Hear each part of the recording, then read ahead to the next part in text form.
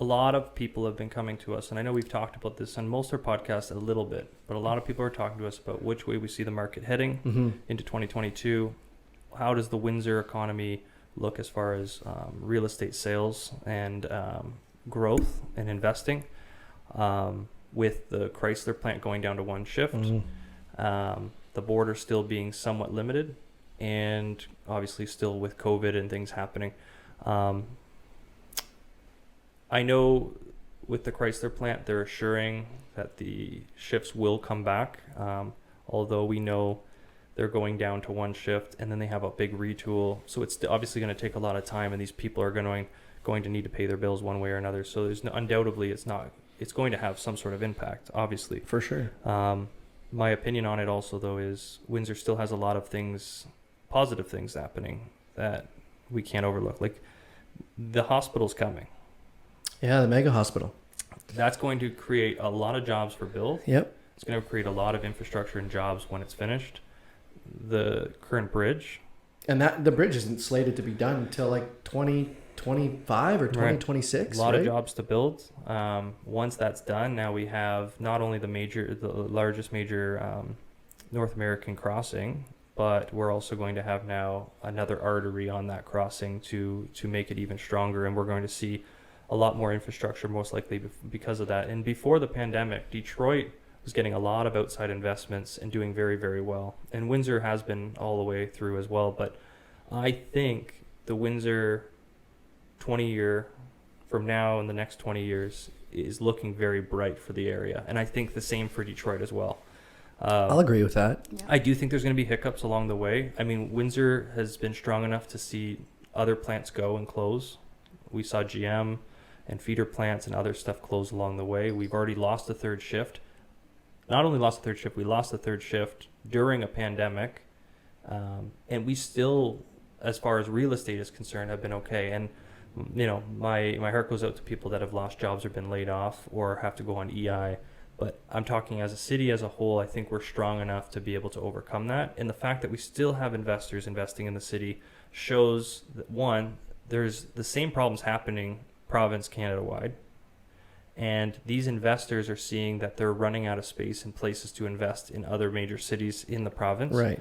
We're, like we talked about today and in that presentation, we're seeing a trickle-down effect. Windsor still has a lot of space, a lot of land, a great geographic location, bordering a major city that's in a growth stage, in my opinion, in a rebuild stage. Yep. I think the next 20 years for Windsor, Detroit, this hub down here is going to be unbelievable. You're already seeing a lot happening in the city, and they're quiet little things that not everyone hears.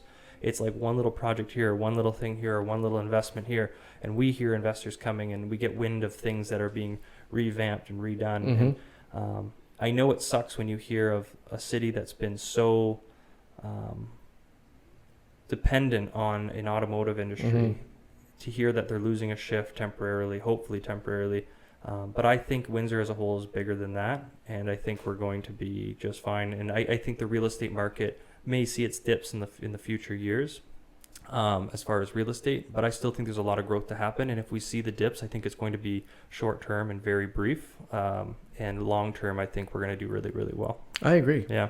That third shift, or I guess it's going down to one shift at Chrysler. That's freaking a lot of people out, and it's it freaked a lot of people on the third shift. I feel like every couple of years there's something that's happening.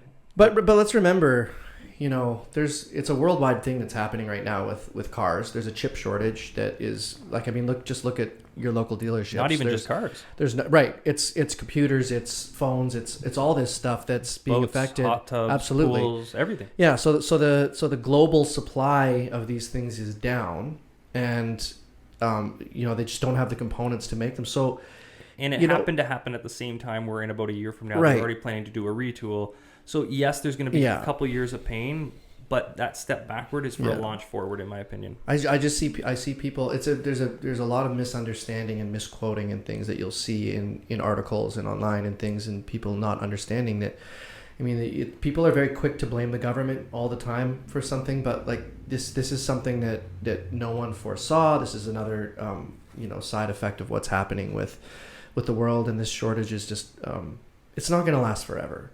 No. You know, people are going to get this figured out, and it's the nice thing is since 2008, 2009, when the automotive industry really took a hit here, I think Windsor's done a really good job of diversifying and taking all their eggs out of one basket, which was the automotive industry at the time, which is why the area was hit so much harder back then, because the automotive industry took a hit and then the area took it. Detroit went bankrupt. Detroit just tanked, and then Windsor kind of fell down that same slippery slope. I think we've seen our low. We've seen our low, and historically on in the stock markets, in real estate markets,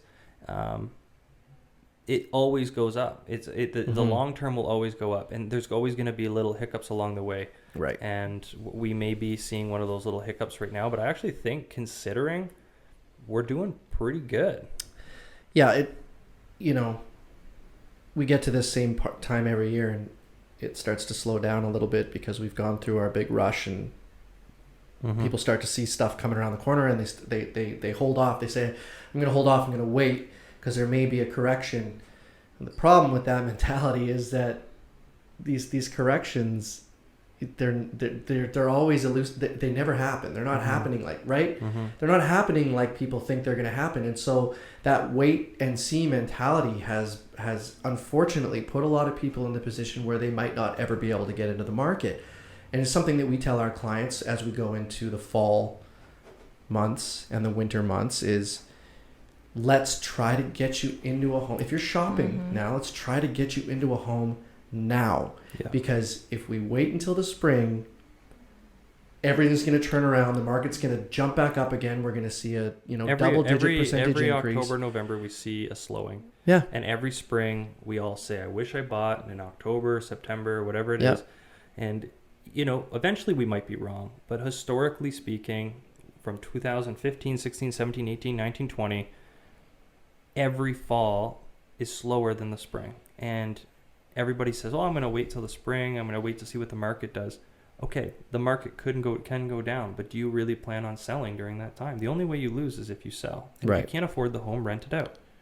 You're in complete control of your fate when it comes to real estate. Yeah. And I think this city needs more optimists. There's a lot of negative when you look at the feeds and you look at the comments. I'll agree with everybody shits on their city a little too much. I'll agree with that. However, we all have to also remember that it's a very vocal minority of people. I think it's the minority that's the loudest when it comes to speaking ill of the policies and the things going on, and especially every time there's a real estate article or a rental article or something posted, there's just an immediate and I understand why people are angry. Yep, I get it, but having a hate fest on social media and these articles isn't helping anything. It's not. Yeah, it's not helping anything. The city needs to stay optimistic moving forward, because I actually think there's a lot of potential here.